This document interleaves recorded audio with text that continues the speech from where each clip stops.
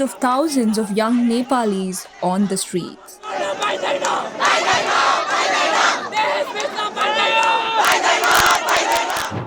On Monday, thousands of Gen Z protesters fled the streets of Nepal's capital, Kathmandu. The protest is against KP Sharma Oli's government decision to ban 26 popular social media platforms, including Facebook, Instagram, and YouTube. The anger on Nepal streets goes beyond social media blackout. The protesters have also called out the government over corruption, authoritarianism, and lack of accountability in leadership. The demonstrators clashed with the police near the parliament. Reportedly, clashes with security forces have left 2 dead and 80 injured.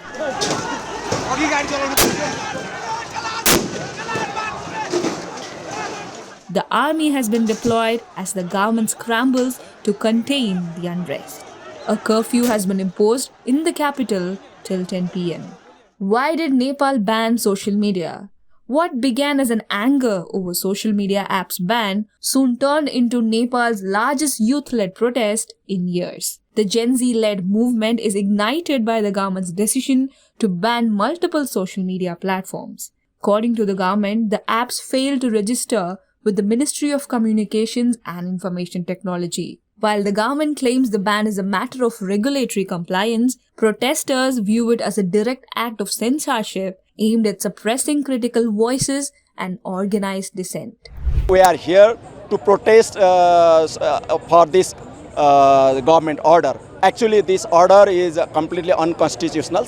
Our constitutions have a very clear-cut and very strong fundamental rights regarding the freedom of expression and free press. The government intention is not clear, and there is a we think the government trying to control all the critical voices, all the voiceless people's voice through the very popular platform. Prime Minister KP Sharma Oli defended the government's decision to ban unregistered social media platforms, asserting that any attempt to undermine the nation can never be tolerated, even as several groups opposed the move. The independence of the nation is greater than the loss of jobs of a handful of individuals. How can it be acceptable to defy the law, disregard the constitution, and disrespect national dignity, independence, and sovereignty? According to a notice issued by the ministry, social media companies were given 7 days from August 28 to register. This directive followed a Supreme Court order issued in September last year. However, even after the deadline expired on Wednesday night, none of the major platforms including Meta, Alphabet, X formerly Twitter, Reddit and LinkedIn submitted applications. This is not the first time Nepal has banned online platforms.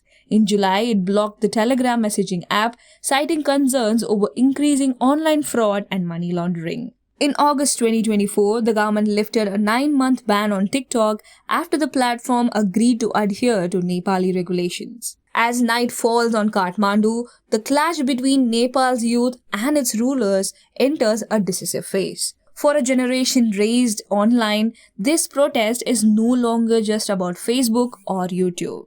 It's about the future of Nepal itself. The question now, will the government listen or will the streets keep speaking louder?